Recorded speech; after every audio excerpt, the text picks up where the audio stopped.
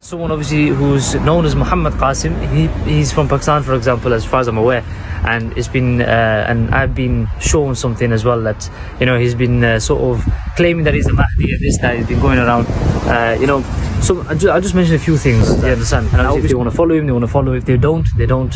Yeah, alhamdulillah. But obviously, I'll say right now that obviously do not follow him. Yeah, it's as simple as that. Why? Because obviously, we have a hadith with regards to Nabi Sallallahu what is mentioned with regards to Imam Mahdi and all this. Just mention a few things inshallah ta'ala. One thing I also know he's going to speak Arabic. Point number one. Point number two is that he's going to be from the lineage of Nabi Sallallahu from Sayyidah Fatima, Sayyidah Fatima radiallahu anha, Imam Hassan radiallahu anh. So coming from his line, by the will of Allah, we have he will be from that family, so that line. Someone obviously who's known as Muhammad. Sunni brothers marrying Shia girls, Sunni brothers marrying Wahhabis, and this is becoming very problematic. And at the end of the day, you've got to look at what's going to then become of that marriage. What's going to happen with your children? Like you said, if you marry a Shia girl, they're going to become sushi. And at the end of the day, you are responsible for the actions that you do and for the beliefs that you hold.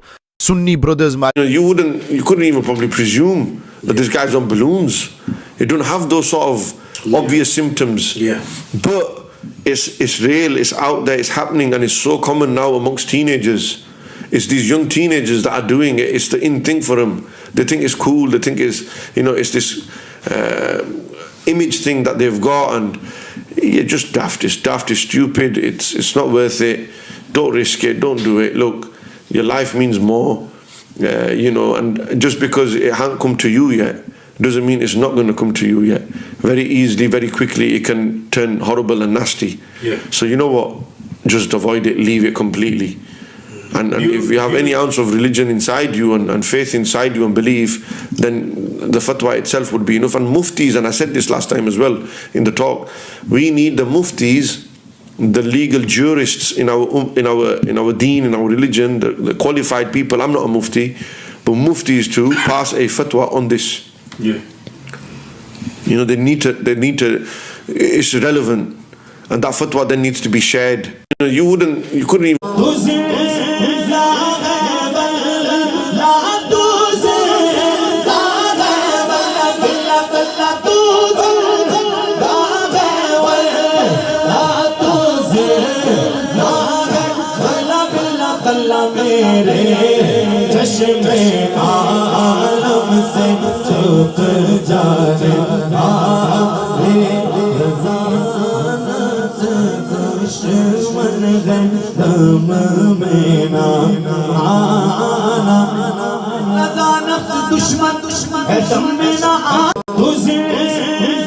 This caste system, she's from a lower caste, he's from a higher caste. We shouldn't say, well, he's not a Raja, that's why I'm not going to give my Rani. No, that's wrong. Or he's not a Chaudhry, and only a Chaudhry is going to marry my daughter. He's got to be a Jat. The dad says, he comes in with the tash and goes, yeah, Jat mareti and shadi karsi ho koi. Ajeeb. You put Jat on when you feel like putting Jat on. What's this caste business? What's this caste system? I know in the subcontinent it was common and prominent. In the Arab world it happened as well.